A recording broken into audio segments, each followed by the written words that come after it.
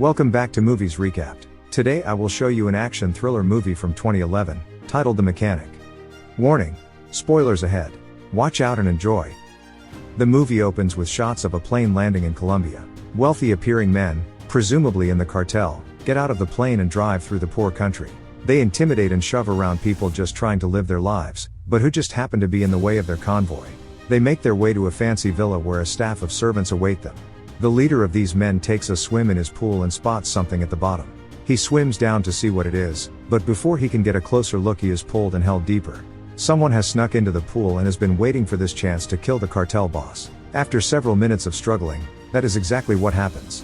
The killer slips out dressed as the staff as the real employees discover the body and try to save the man. The killer, Arthur Bishop, returns to his home in Louisiana. He burns several photos and maps of the dead man's house and surrounding areas while a voiceover explains that some of his kills need to look like accidents, some need to frame someone else, and some kills need to send a message.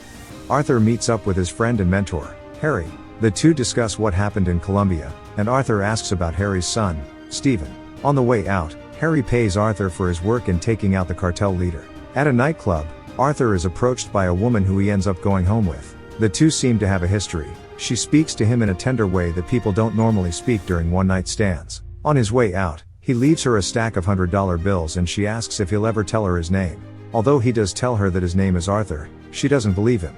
Back at his house, Bishop finds that his next assignment is to kill Harry. Thinking this must be a mistake, he calls his boss and it is confirmed that this is correct. Not happy with this, Arthur requests an in-person meeting to discuss this mission.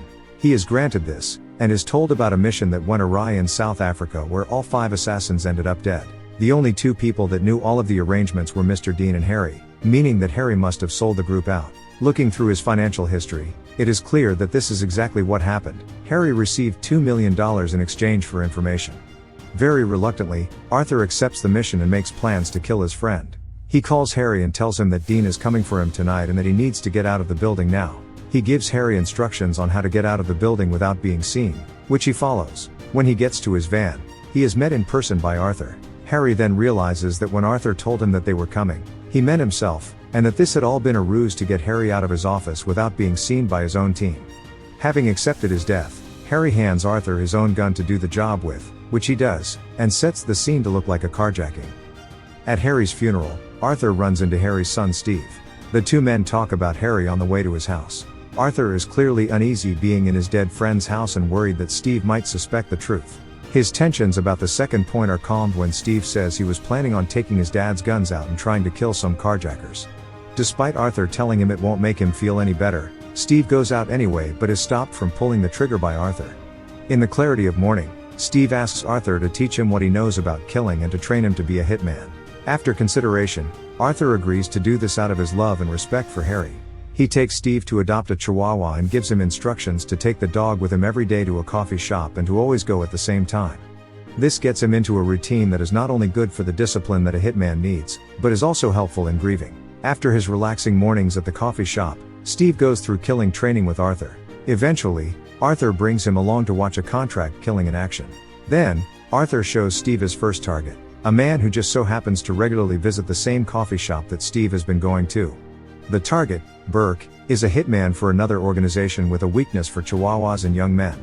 Burke eventually approaches Steve at the coffee shop and asks him out for drinks, which he accepts. Arthur tells Steve to drug Burke with Rohypnol while getting drinks with him. However, Steve ignores this and all of Arthur's advice, and instead goes home with Burke. While he is distracted with undressing, Steve tries to strangle Burke with a belt like he watched Arthur do on his ride-along mission. Obviously he isn't able to easily kill the much larger man this way and Burke fights back. After a long fight, Burke is killed and Steve realizes he should have listened to Arthur. Just like after his previous assignment, Arthur goes out drinking and meets up with the same woman as before, and as they leave together, Steve hooks up with another woman. After their evening together, Arthur gives the woman Steve's Chihuahua since they are done using it. Before receiving his next contract, Dean contacts Arthur. He is angry about the fact that Steve is who killed Burke, as using an outside person goes against the arrangement they have. Arthur says that his arrangement was with Harry, who is now dead. The only deal he has with Dean is one of payment. Arthur's next mission is to kill Andrew Vaughn, a cult leader. He takes advice from Steve and plans to inject the man with a large dose of adrenaline which would simulate a heart attack, which would be treated by the paramedics with epinephrine. The two drugs together would kill the man. Just as they are preparing to act on their plan, Vaughn's doctor shows up and gives him an IV drip of ketamine. This would get in the way of the effects of the adrenaline, and so the two decide to suffocate him instead. They manage to kill their target, but are discovered while waiting to be able to leave their hiding spot in the wall. The two killers get into a shootout with Vaughn's guards, but manage to get away without being compromised. Just in case, Arthur and Steve make their way back home separately. While at the airport, Arthur sees one of the men that was supposedly killed in the failed South Africa operation, the same mission that Harry was killed for selling out. Arthur follows and confronts him. The man tells him that Dean paid him to kill the other 4 men on the mission and to fake his own death so that Dean could use the failure to cover up his own shady dealings. He also tells Arthur that Dean framed Harry as an excuse to have him killed. The ex-hitman tries to kill Arthur, but is unable to do so and ends up getting killed himself. Back in Louisiana, Arthur is ambushed by Dean's men. He manages to kill them, and it is only after he does that he learns it was Dean that sent them. He calls Steve to warn him, but he is too late. Dean's men have him surrounded with guns pointed at him. Through coded talking, Arthur tells him there's a gun in the couch cushion and helps him get out of the situation. While loading gear up to leave, Steve finds his dad's gun, the same gun that Harry gave to Arthur to kill him. He realizes what must have happened. As they're leaving town, Steve starts to ask questions about the people that Arthur has killed. He wonders if Arthur has ever killed anyone he knew, and if he had to prepare any differently. Although Arthur suspects that Steve may know the truth about Harry's death, he doesn't press on it and answers the questions as casually as he can. The 2 men ambush one of Dean's men's houses and take his daughter and wife hostage. Arthur takes his daughter and uses her safety as leverage to get him to tell them where Dean is. Once they learn this information, the 2 killers get Dean to leave his office building and attack his convoy of guards. Once Dean is the only one left alive, Steve and Arthur open fire on him. As they are fleeing the scene, Steve asks what comes next. Arthur tells him that they start new lives, together if he wants, but separate is also fine with him. While getting them water from the back seat, Steve accidentally shows Arthur that he has his father's gun. This is all Arthur needs to see to know that Steve can no longer be trusted. This assumption is quickly proven to be right. When they stop for gas, Steve pours the gas on the ground while pretending to fill up the truck. From a safe distance, he shoots the gasoline with his father's gun. The truck explodes and seemingly kills Arthur. Back at Arthur's house, Steve does the 2 things Arthur told him to never do: play a record on his turntable, and take his 1966 Jaguar E-Type. As he's driving off, Steve finds a note in the front seat that says, "Steve, if you're reading this, then you're dead."